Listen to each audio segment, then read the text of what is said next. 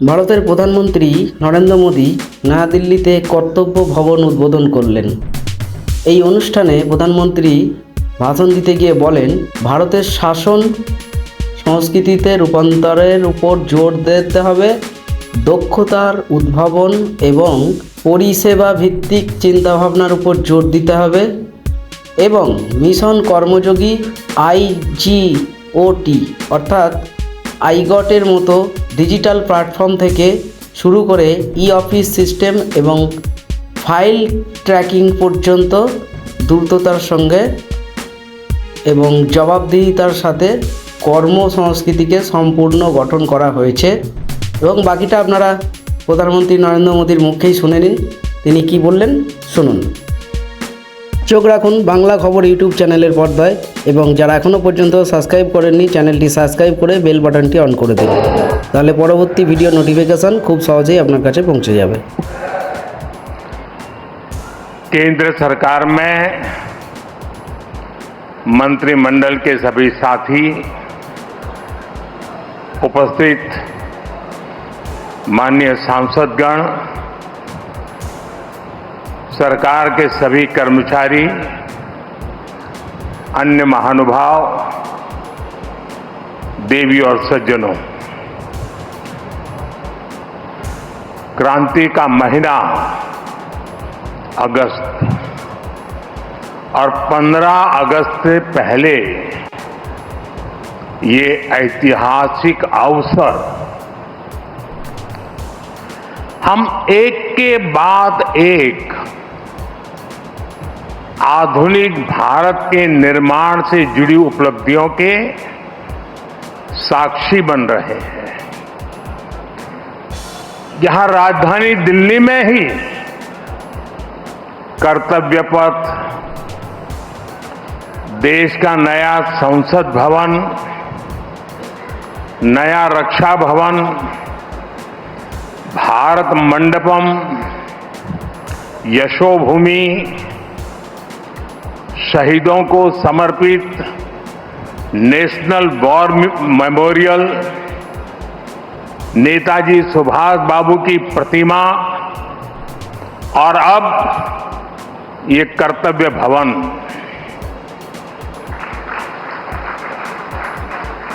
ये केवल कुछ नए भवन और सामान्य इंफ्रास्ट्रक्चर नहीं है। अमृत काल में इन्हीं भवनों में विकसित भारत की नीतियां बनेगी, विकसित भारत के लिए महत्वपूर्ण निर्णय होंगे। आने वाले दशकों में यहीं से राष्ट्र की दिशा तय होगी। मैं आप सभी को और सभी देशवासियों को कर्तव्य भवन की बहुत बहुत बधाई देता हूं। मैं इसके निर्माण से जुड़े सभी इंजीनियर्स और सभी श्रमिक साथियों का भी आज इस मंच से धन्यवाद करता हूं।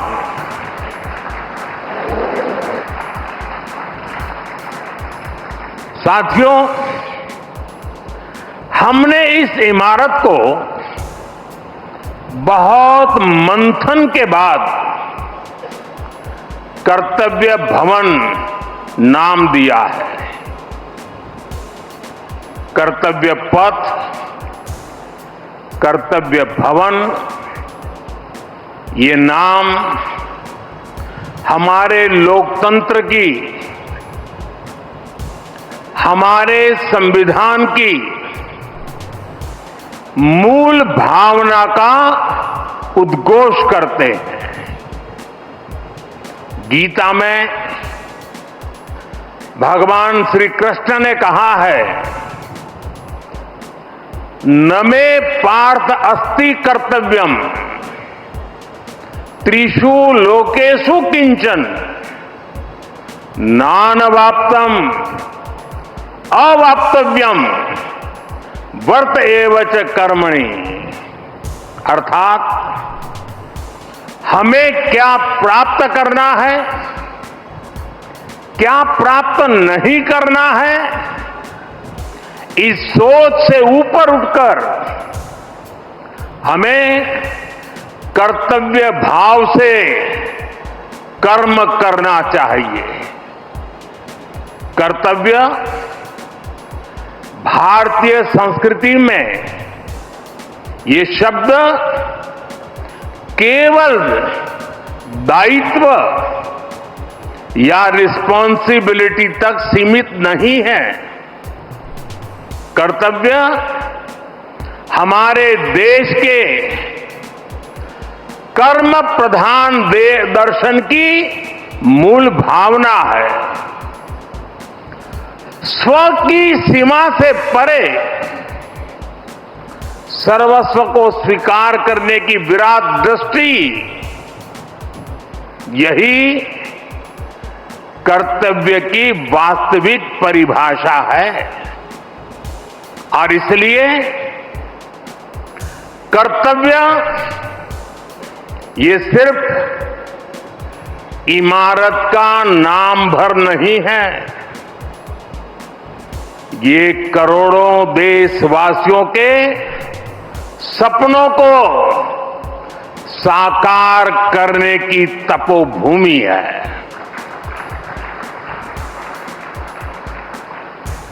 कर्तव्य ही आरंभ है, कर्तव्य ही प्रारब्ध है। करुणा और कर्मठता के स्नेह सूत्र में बंधा कर्म, वही तो है कर्तव्य।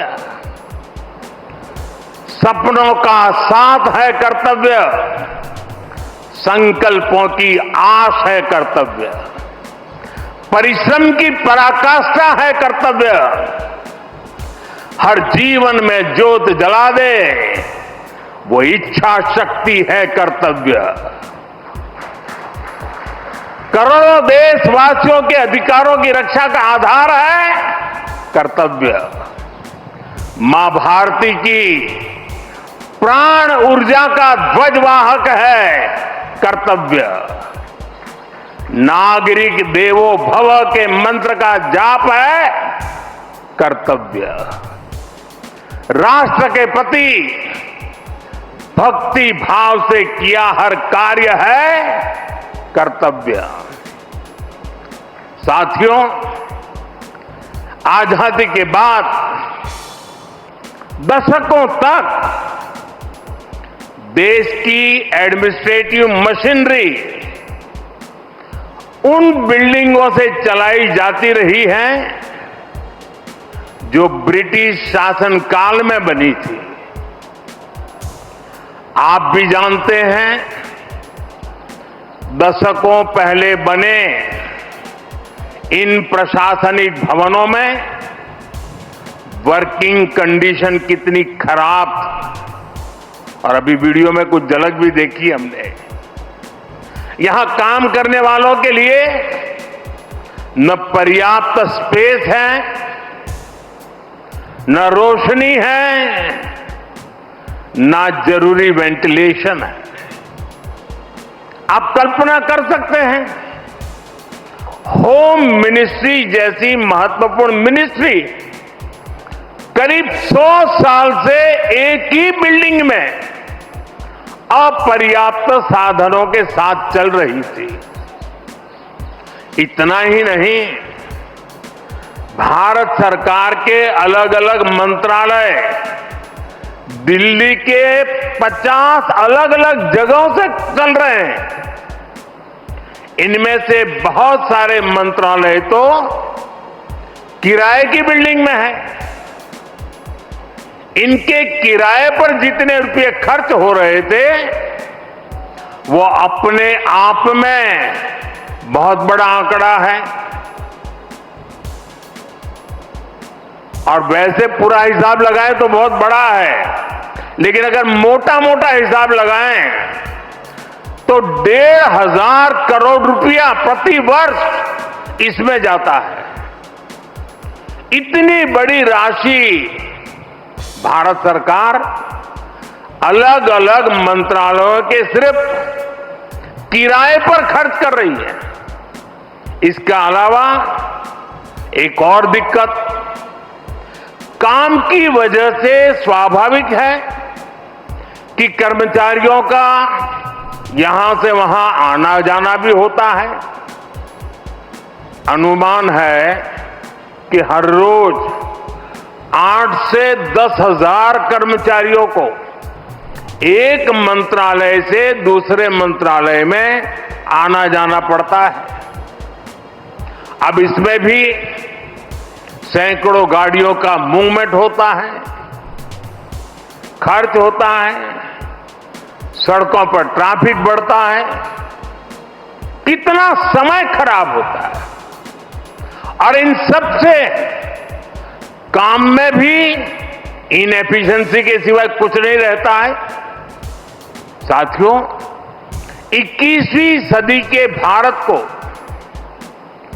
21वीं सदी की आधुनिक व्यवस्थाएं चाहिए, इमारतें भी चाहिए। ऐसी इमारतें जो टेक्नोलॉजी, सुरक्षा और सुविधा के लिहाज से बेहतरीन हो, जहां कर्मचारी सहज हो, फैसले तेज हो और सेवाएं सुगम हो।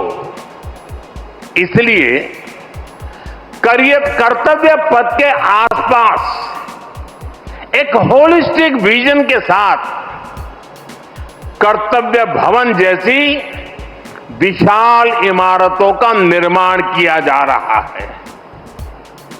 ये तो पहला कर्तव्य भवन पूरा हुआ है। अभी कई कर्तव्य भवनों का निर्माण तेजी से चल रहा है। ये ऑफिसेस जब आसपास शिफ्ट होंगे, नजदीक नजदीक हो जाएगी, तो इससे कर्मचारियों को सही वर्क एनवायरनमेंट मिलेगा, जरूरी सुविधाएं मिलेगी, उनका टोटल वर्क आउटपुट भी बढ़ेगा और सरकार जो 1,500 करोड़ रुपए किराए पर खर्च कर रही है वो भी बचेगा। साथियों, कर्तव्य भवन की ये भव्य बिल्डिंग, ये सभी प्रोजेक्ट्स, नए डिफेंस कॉम्प्लेक्स, देश के तमाम बड़े इंफ्रास्ट्रक्चर प्रोजेक्ट्स, ये देश को पेश का सबूत तो है ही, ये भारत के वैश्विक विजन का प्रतिबिंब भी है। हम दुनिया को जो विजन दे रहे हैं, भारत खुद उन्हें किस तरह अंगीकार कर रहा है, ये हमारे इंफ्रास्ट्रक्चर डेवलपमेंट में दिखाई दे रहा है। हमने दुनिया को मिशन लाइफ दिया, हमने वन अर्थ, वन सन, वन ग्रिड का आइडिया विश्व के सामने रखा। ये वो विजन है जिनसे मानवता के भविष्य की उम्मीद जुड़ी है। आज आप देख सकते हैं, कर्तव्य भवन जैसे हमारे आधुनिक इंफ्रास्ट्रक्चर, ये ऐसे इंफ्रास्ट्रक्चर हैं जिनकी आत्मा प्रो पीपल है और इनका स्ट्रक्चर प्रो प्लेनेट है। कर्तव्य भवन में भी रूफटॉप पर सोलर पैनल्स लगाए गए हैं। वेस्ट मैनेजमेंट के लिए एडवांस सिस्टम को इसमें इंटीग्रेट किया गया है। ग्रीन बिल्डिंग्स का विजन अब भारत में विस्तार ले रहा है। साथियों, हमारी सरकार एक होलिस्टिक विजन के साथ भारत के नवनिर्माण में जुटी है। देश का कोई भी हिस्सा आज विकास की धारा से अछूता नहीं है। अगर दिल्ली में संसद की नई इमारत बनी है तो देश में 30,000 से ज्यादा पंचायत भवन भी बने हैं। आज यहां एक और कर्तव्य भवन जैसी बिल्डिंग बन रही है तो साथ ही गरीबों के लिए 4 करोड़ से ज्यादा पक्के घर भी बनाए गए हैं। यहां नेशनल वॉर मेमोरियल बना है, पुलिस मेमोरियल बना है, तो देश में 300 से ज्यादा नए मेडिकल कॉलेज भी बनाए गए हैं। यहां भारत मंडपम बना है तो देश में 1300 से ज्यादा नए अमृत भारत रेलवे स्टेशन भी बनाए जा रहे हैं। यहां बने यशोभूमि की भव्यता पिछले 11 साल में बने करीब 90 नए एयरपोर्ट में भी नजर आती है। साथियों, महात्मा गांधी कहते थे, अधिकार और कर्तव्य एक दूसरे से जुड़े हुए हैं। कर्तव्य के पालन से ही हमारे अधिकारों को बल मिलता है।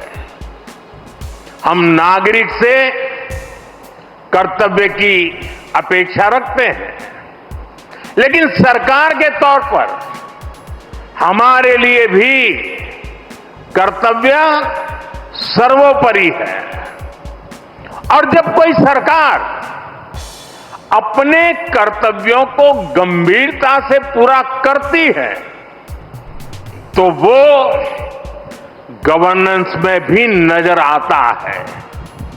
आप सभी जानते हैं, पिछला 1 दशक देश में गुड गवर्नेंस का दशक रहा है।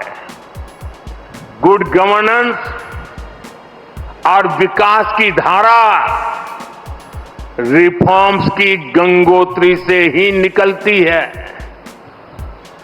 रिफॉर्म्स एक कंसिस्टेंट और टाइम बाउंड प्रोसेस है।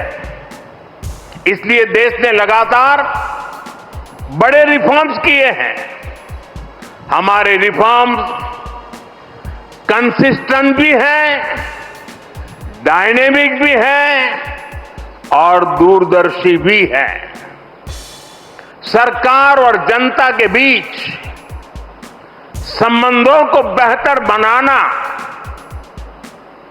ईज ऑफ लिविंग को बढ़ाना, वंचितों को वरीयता, महिलाओं का सशक्तिकरण, सरकार की कार्यप्रणाली को बेहतर बनाना, देश लगातार इस दिशा में इनोवेटिव तरीके से काम कर रहा है। हमें गर्व है कि पिछले 11 साल में देश ने एक ऐसी शासन प्रणाली विकसित की है जो पारदर्शी है, संवेदनशील है और सिटीजन सेंट्रिक है। साथियों, मैं दुनिया के जिस भी देश में जाता हूं, वहां जनधन, आधार और मोबाइल जेम ट्रिनिटी की बहुत चर्चा होती है। दुनिया भर में उसकी प्रशंसा होती है। इसने भारत में सरकारी योजनाओं की डिलीवरी को ट्रांसपेरेंट और लीकेज फ्री बना दिया है।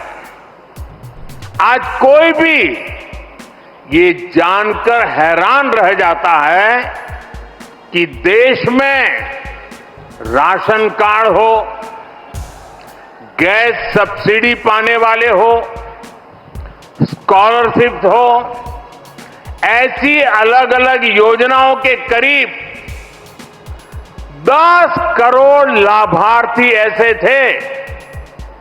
ये आंकड़ा सुनकर के चौंक जाओगे।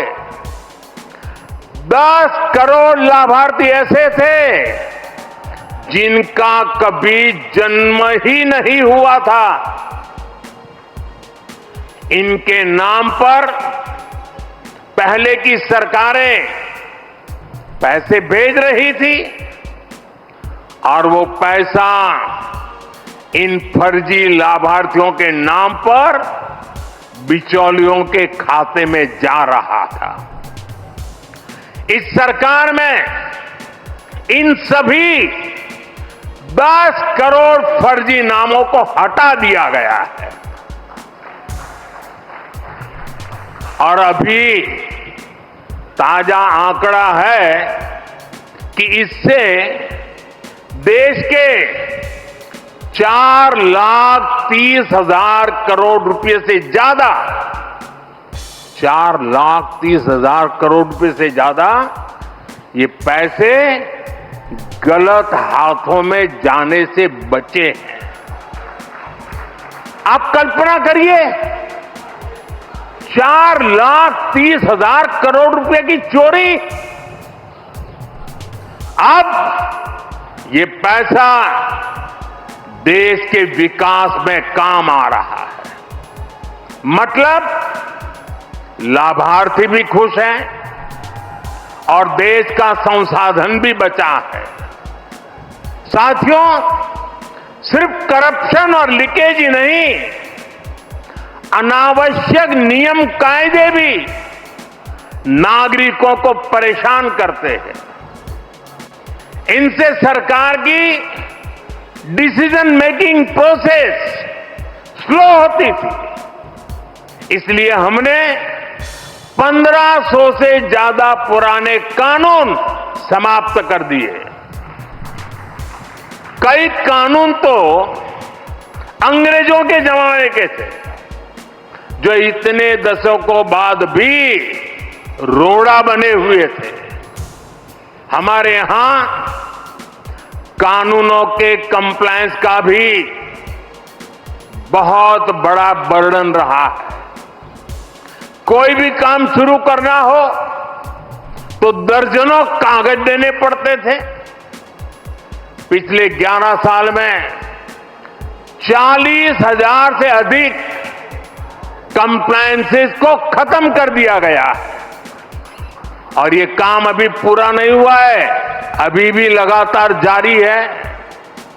साथियों, यहां भारत सरकार के वरिष्ठ सचिव भी मौजूद है।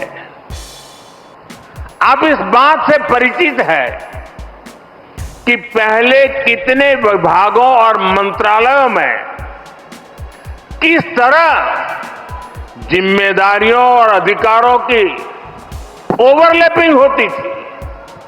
इससे डिसीजंस अटक जाते थे, काम अटक जाता था।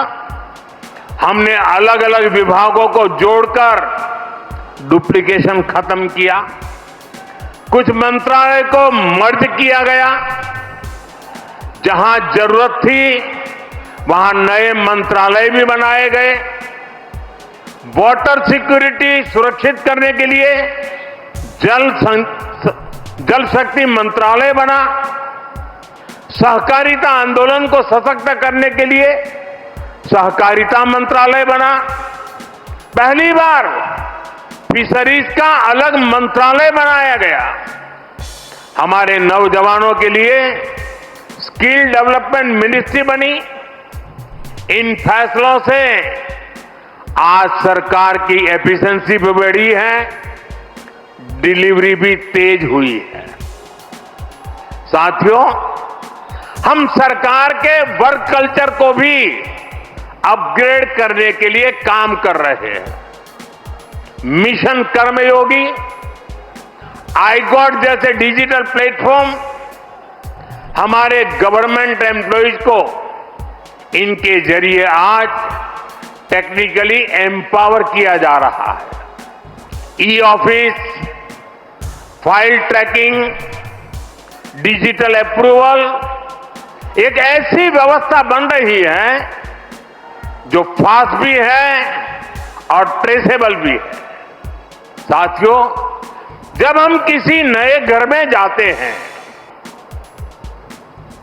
तो हमारे भीतर एक नया उत्साह होता है। हमारी ऊर्जा पहले से कई गुना ज्यादा हो जाती है। अब आप उसी जोश के साथ इस नए भवन में अपने दायित्वों को आगे बढ़ाएंगे।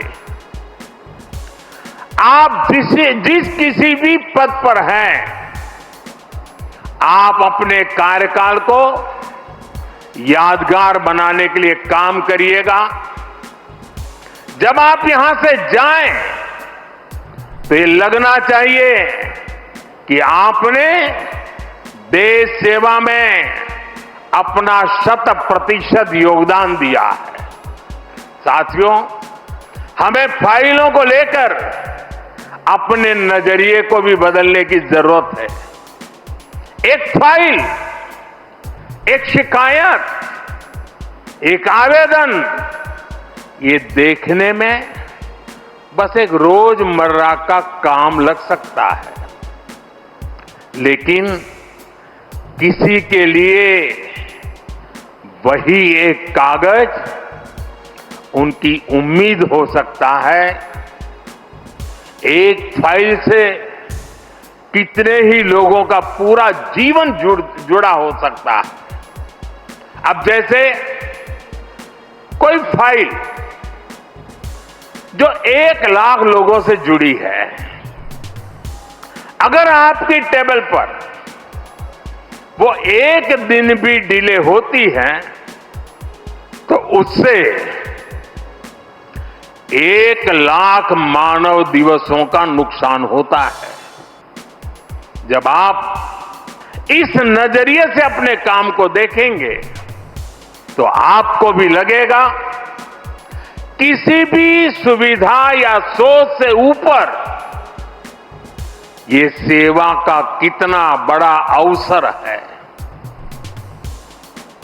आप अगर कोई नया आइडिया जनरेट करते हैं तो हो सकता है आप एक बड़े बदलाव की नींव रख रहे हो। कर्तव्य की इसी भावना के साथ हम सबको हमेशा राष्ट्र निर्माण में जुटे रहना है। हम सबको ये हमेशा याद रखना है, कर्तव्य की कोख में ही पलते हैं विकसित भारत के सपने। साथियों, वैसे आज ये आलोचना का अवसर नहीं है, लेकिन ये अवसर आत्ममंथन का जरूर है। कितने ही देश जो हमारे साथ साथ आजाद हुए थे, वो इतनी तेजी से आगे बढ़ गए, लेकिन भारत तब उस गति से आगे नहीं बढ़ पाया। अनेक वजह रही होगी, लेकिन अब हमारा दायित्व है कि हम समस्याओं को आने वाली पीढ़ियों के लिए छोड़ करके न जाएं। पुराने भवनों में बैठकर हमने जो निर्णय लिए, जो नीतियां बनाई, उनसे 25 करोड़ देशवासियों को गरीबी से निकालने का हौसला मिला। 25 करोड़ लोगों का गरीबी से बाहर आना ये एक बहुत बड़ी सिद्धि है। लेकिन मैं हर काम के बाद भी कुछ न कुछ नया ही सोचता रहता। हम नए भवनों में ज्यादा एफिशिएंसी के साथ हमारी एफिशिएंसी बढ़ा करके जितना ज्यादा हम देश को दे सकते हैं, उस मिजाज से इस नए भवन में हम वो काम करके दिखाएंगे कि भारत को गरीबी से पूरी तरह मुक्त करना है।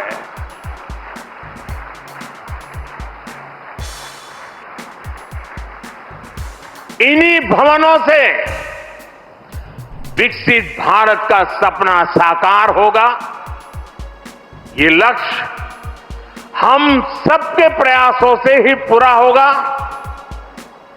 हमें मिलकर भारत को दुनिया की तीसरी सबसे बड़ी इकोनॉमी बनाना है।